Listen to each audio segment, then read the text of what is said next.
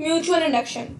The phenomena of production of induced current in one coil due to change of current in neighboring coil is called mutual induction. Phenomena induced current की production का एक coil में जो कि change होता है current neighboring coil से तो उसे कहते हैं mutual induction. Suppose a system of two coils. एक system suppose करते हैं दो coils है A और B जो कि place हो रही है close to each other. जो coil A है वो connect होती है बैटरी के साथ और एक switch के साथ क्योंकि sensitive galvanometer जो connect होता है coil B के साथ. हम ऑब्जर्व करते हैं कि as soon as switch of coil A closed तो galvanometer शो करता है momentary deflection. Similarly, जब switch open होता है तो galvanometer दोबारा शो करता है deflection, but this time उसकी direction opposite होती है to that of previous case. We can explain these observations using a Faraday's law of electromagnetic induction. जब switch coil A का close होता है तो current flow करता है coil में due to which magnetic field develop हो रही है. Some of magnetic lines जो start pass through the coil B.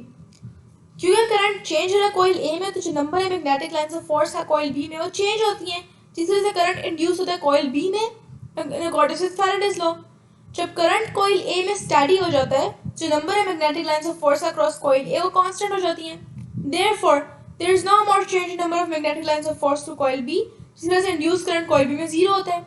Similarly जब स्विच कोयल ए का ओपन होता है तो फ्लो करंट का स्टॉप होता है और मैग्नेटिक फील्ड जीरो तक रीच हो जाता है. जो नंबर है magnetic lines of force through coil be वो डिक्रीज होता है जीरो तक जिस वजह से करंट दोबारा इंड्यूस होता है लेकिन ऑपोजिट डायरेक्शन में. ट्रांसफार्मर एक प्रैक्टिकल एप्लीकेशन है म्यूचुअल इंडक्शन की. ट्रांसफार्मर्स यूज होते हैं ताकि वो इंक्रीज या डिक्रीज कर सके एसी वोल्टेज.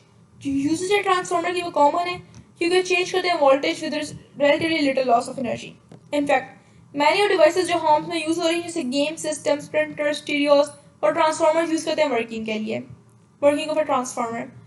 एक ट्रांसफार्मर के दो कॉइल्स होते हैं इलेक्ट्रिकली इंसुलेट होते हैं ईच अदर लेकिन वोंट करते हैं on the same iron core.